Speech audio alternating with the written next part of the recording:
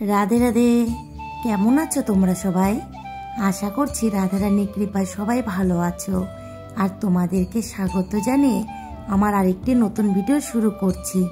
আর সকল সাধুগুরু বৈষ্ণবের চরণে আমার সহস্র কোটি দণ্ডবত প্রণাম। সকালে ঘুম থেকে উঠে বাসি ঘরে কাজ করে নিয়েছি, তারপর স্নান সেরে ঠাকুর ঘরে চলে এসেছি। এখন আমার রাধা দামোদরের, গোপাল সোনাদের, গিরিরাজের সকলের পুজো অর্চনা সবকিছু করে নেব। এখন পুজো অর্চনা সবকিছু করে নেব, সেই কারণে রাত্রেই যে বাসনগুলো মেজে রাখি ঠাকুরের, সেগুলো ভালো করে সাজিয়ে নিচ্ছি। আর দেখো বাগানে ফুল ফুটেছে, অনেক সাদা ফুল হয়েছিল আজকে, তাই সাদা ফুলগুলো নিয়ে এসেছি। আর কয়েকটা তারা গাঁদা ফুটেছিল, সেই তারা গাঁদাগুলো নিয়ে এসেছি। আর একটা বড় দেখে গাঁদা ফুল নিয়ে এসেছি। আজকে সাদা ফুল দিয়ে পুজো অর্চনা সবকিছু করব। আর জানো তো, আমার গোবিন্দের সেবা কাজে ফুল অনেক লাগে, কারণ অনেকবার করে আরতি হয়, আর যতবারই আরতি হয় ততবারই তো ফুল দিয়েও আরতি করি। এ কারণে আমার ফুল অনেক লাগে। আর মাঝে মধ্যে তো ভাবি একটু গিরিরাজকে মালা গেঁথে পরাবো, কিন্তু এইটুকু ফুলে আর মালা গাঁথা হয় না, পুজো করতে আরতি করতেই লেগেই যায়। আর এখন দেখো চন্দন ঘষে নিয়ে আমি ফুলে দিয়ে দিচ্ছি। এখন ফুল শুদ্ধি করে নেব, জল শুদ্ধি করে নেব, নিয়ে আমার গিরিরাজ, রাধা দামোদর, গোপাল সোনাদের মন্ত্রের দ্বারা প্রথমে চরণ ধুয়ে দেব, মুখ ধুয়ে দেব, স্নান করিয়ে দেব। আর গিরিরাজকে নামিয়ে স্নান করিয়ে দেব। আর মৌমিতাস ব্লগ থেকে আমাকে যে বলেছ যে আমি একজন গৃহবধূ, তাই ভেবে পাই না কখন সংসারের কাজ করব আর কখন গোবিন্দের সেবা কাজ করব। সংসারে থেকে কি করে যে গোবিন্দের সেবা কাজ করব সেটাই ভেবে উঠতে পারি না। তুমি একদম ঠিকই বলেছ, সংসারের মধ্যে থেকে গোবিন্দের সেবা কাজ করাটা সত্যি খুবই কঠিন, কিন্তু একবার যখন অভ্যেস হয়ে যাবে তখন আর কোনো কিছু কঠিন বলে মনে হবে না। আর তুমি জানতে চেয়েছিলে কিভাবে কাজ করলে তুমি সংসারের মধ্যে থেকে গোবিন্দের সেবা কাজ করতে পারবে। দেখো, এক একজনের সংসারের কাজ এক এক রকমের, তবে যে যার সংসারের কাজ সে তার মতন ভাবেই সবকিছু পরিচালনা করে। তোমার সংসার কাজ তোমাকেই ঠিক মতন ভাবে পরিচালনা করে নিতে হবে, কখন তুমি কি করবে। তবে আমি শুধু তোমাকে এইটুকুই সাহায্য করতে পারি যে তুমি কিভাবে সংসারের মধ্যে থেকে গোবিন্দের সেবা কাজ করতে পারবে। আর তুমি আমাকে এক ভিডিওতে বলেছ যে মাতাজি, আপনি যখন মঙ্গল আরতি করেন তখন কি স্নান করে আরতি করেন? অনেকেই আছে শুধু কাপড় ছেড়ে যায়, কিন্তু আমি মনে করি যে শুধু কাপড় ছাড়লেই হবে না। যদি শরীরটাকে পবিত্র করতে হয় তাহলে অবশ্যই স্নান করতে হবে, কিন্তু আমি সেক্ষেত্রে নিরুপায়। সে কারণে আমি কোমর পর্যন্ত ধুয়ে নিই আর হাত পা ভালো করে মুছে নিই। এটা কি হবে? দেখো, তোমার নাম কি তা আমি জানি না, সে কারণে তোমার নাম নিতে পারলাম না। দেখো, তুমি একদম ঠিক কথা বলেছ, গোবিন্দের সেবা কাজ করতে গেলে অবশ্যই আমাদের স্নান করা প্রয়োজন। আমরা যতই কাপড় ছাড়ি না কেন, কিন্তু স্নান করার পর যে পবিত্রতা আমাদের অনুভূতি হয় সেটা কখনোই কাপড় ছাড়লে তা অনুভব করা যায় না। সে কারণে আমাদের মনের শুদ্ধতা এবং শরীরের শুদ্ধতার জন্য স্নান করা অবশ্যই প্রয়োজন। যারা এরকম গোবিন্দের সেবা কাজ করতে চায় তাদের অবশ্যই সকালবেলায় একটু তাড়াতাড়ি ঘুম থেকে উঠে সকালে বাসি কাজ সেরে নিয়ে গোবিন্দের সেবা কাজের জন্য স্নান করে নিতে হবে। স্নান সেরে সকালে ঠাকুরের সব সেবাকর্ম করে নিয়ে বৃন্দা মহারানীকে জল অর্পণ করে সকালে বাল্য সেবা দেওয়ার পরে তারপরে আমাদের সংসারে সব কাজে লেগে পড়তে হবে।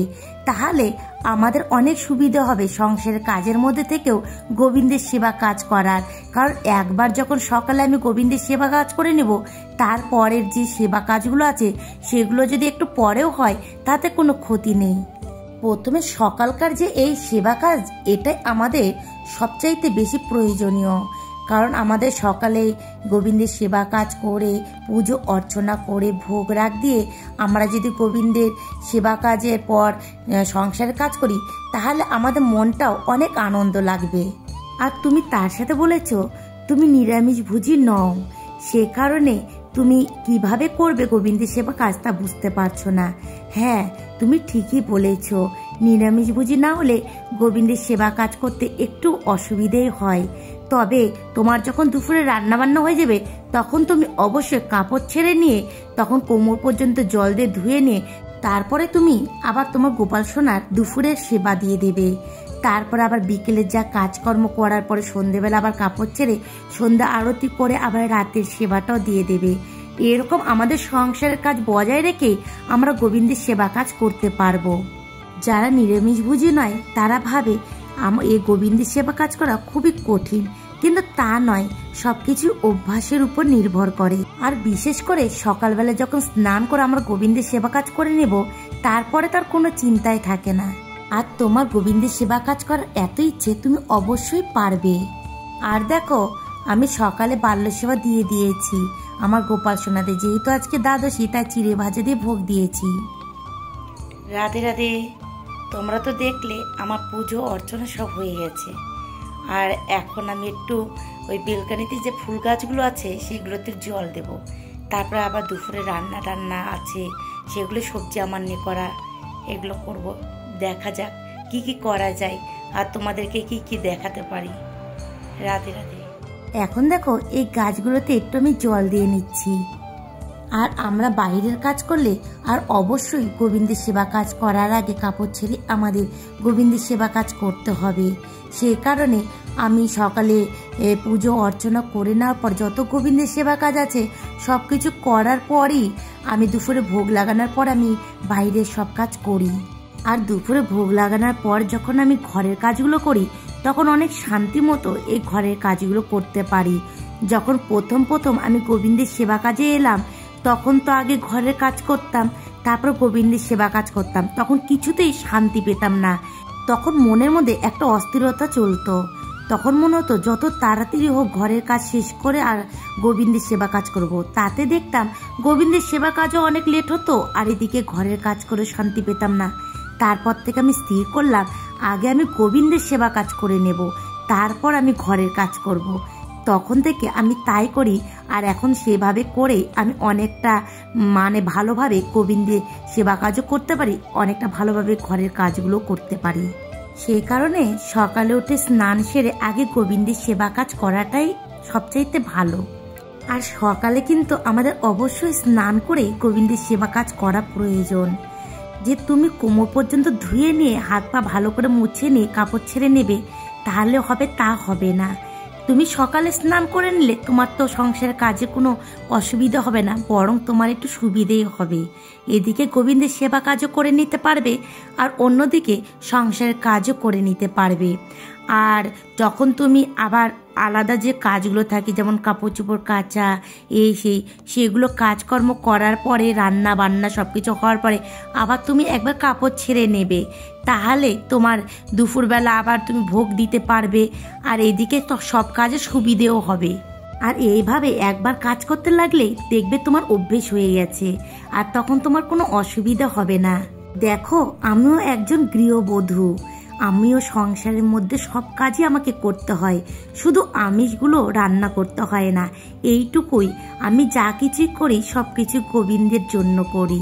আর বরং আমার অনেক কাজ এক্সট্রা করতে হয়, যেমন শাস্ত্রগ্রন্থ অধ্যয়ন করা, আবার মালা জপ করা, গোবিন্দের আলাদা আলাদা সেবা কাজ করা। সে কারণে আমার আরও এক্সট্রা অনেক কাজই থাকে। কিন্তু প্রথম আমার একটু অসুবিধা হতো, এখন যেহেতু অভ্যেস হয়ে গেছে এখন আমার একটুও কোনো অসুবিধা হয় না। আর তুমিও দেখবে তোমারও অভ্যেস হয়ে যাবে। আর তুমি গোবিন্দের সেবা কাজ করতে চাও এই কথাটাও এক ভিডিওতে বলেছ, আর তুমি কয়েকটা ভিডিওতে কয়েকটি কমেন্ট করেছো যেগুলো উত্তর আমি এক ভিডিওতে দিতে পারবো না। তাই তোমার আরও বাকি যে কথাগুলো আছে সেগুলোর উত্তর আমি পরের ভিডিওতে দেওয়ার চেষ্টা করব। আর তুমি যেহেতু গোবিন্দের সেবা কাজ করতে চাও এবং তুমি গোবিন্দকে এত ভালোবাসো, তুমি অবশ্যই পারবে। তোমার বাকি কথার উত্তর আমার পরের ভিডিওতে দেওয়ার চেষ্টা করব। আর আমাকে কমেন্ট করার জন্য তোমাকে জানাই অসংখ্য ধন্যবাদ। তুমি ভালো থেকো আর এইভাবেই আমার পাশে থেকো। আর এখন দেখো আমি তো সকালে পুজো অর্চনা সব কিছু করে নিয়ে আলাদা যে কাজ ছিল সেগুলো করে নিয়ে এখন আমি আবার দুপুরে রান্না বসিয়ে দিয়েছি। আর আজকে আমার গোপাল সোনাদের 10টার ভোগে দিয়েছিলাম ওটস। আজকে বিশেষ কিছু রান্না করছি না, সকলেই বললো অল্প স্বল্প কিছু রান্না করতে।